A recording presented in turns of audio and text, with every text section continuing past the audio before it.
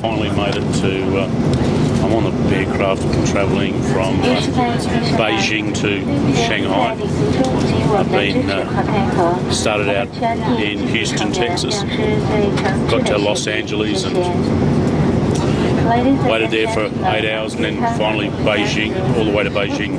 Took about 15 hours, so I'm flying from Beijing now to Shanghai, my second and last leg before I get on to a train that takes me 250 kilometres out to my final destination, out in the middle of China.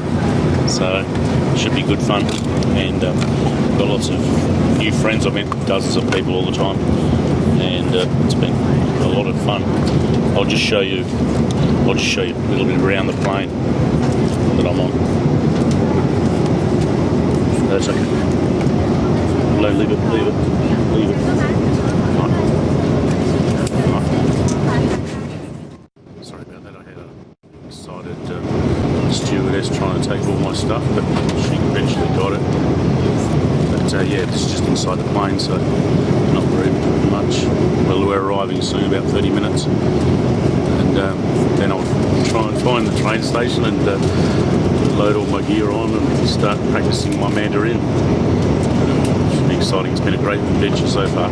But I'm about 2 days down the road now in transit, so looking forward to having a nice bed. Alright, talk to you soon. Now, I've made it to Shanghai and I'm in the train station. It's a massive complex, but let's go and just go and have a look. I'm just having a coffee a beer, sorry. I had a coffee before. Have a look at the massive place this is. I'll just turn you around. So we're in the airport train station basically. I had to walk about a mile to get here with my bags, but you can see down there that all these little stations along the side here go down to train tracks that lead to all sorts of places all around China. So I'm upstairs, and you even have to go through security down there. So I have to throw my big bags through there, go through security, so they're pretty strict still, even in areas where there's local transport. But I'll be hitting the train and going out in the back blocks of China, out to Yiwu, which is about 250 kilometres from Shanghai. So I'm sort of on my last legs of a 2-day trip from Houston, Texas, which, as I mentioned, started a couple of days back, and it'll be a lot of fun. So anyway, I'm going in to finish off my beer at the Meal and Coffee House. It's a funny concept. I'm sort of on this train and nobody speaks English at all. It was even hard trying to buy a beer. I'll show you down the carriage. That's it, down the carriageway there, and it's a funny feeling being the only one on the train that speaks English, even down to broken English. It was hard to get to buy a beer. I had to wait a while and then draw pictures and all sorts of stuff. We stopped at a station, so I'm just taking this outside the bullet train. We stopped here for a little while. It's Songjing. That's a train going past. That noise, jeepers, frightening. And we just shut the doors, so we're on our way again, heading to Yiwu, out in the back blocks of China. Here we go. The journey. Shanghai airport on the bullet train. Well, no, I call it a bullet train. It's just a fast train, and certainly a fast train when it goes even past you when you're standing still. Frightened the life out of me before.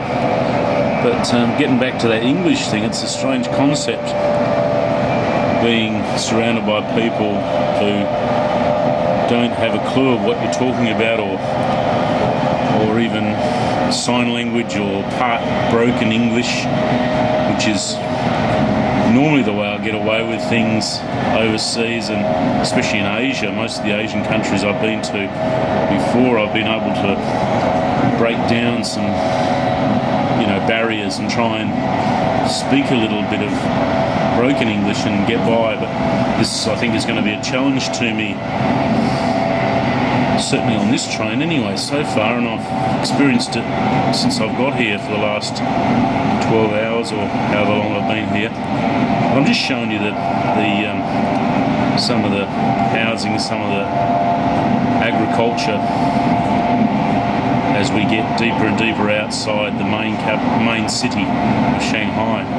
Some of the housing looks very similar to European style. Reminds me a lot of when I was in the fast train in Germany in 2006. So you can see the styles that may have been developed, but this is certainly agriculture. As you can see, all the greenhouses and paddocks and fields.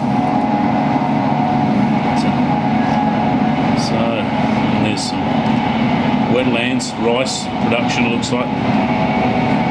So it is starting to get a little bit more Chinesey now, but if that's a word. So I think I'm about 2 hours away to my destination, but so I'm right in the depths of it, up fairly close to other provinces. So it's a great experience. But anyway, I'll let this go, and I'll chat soon.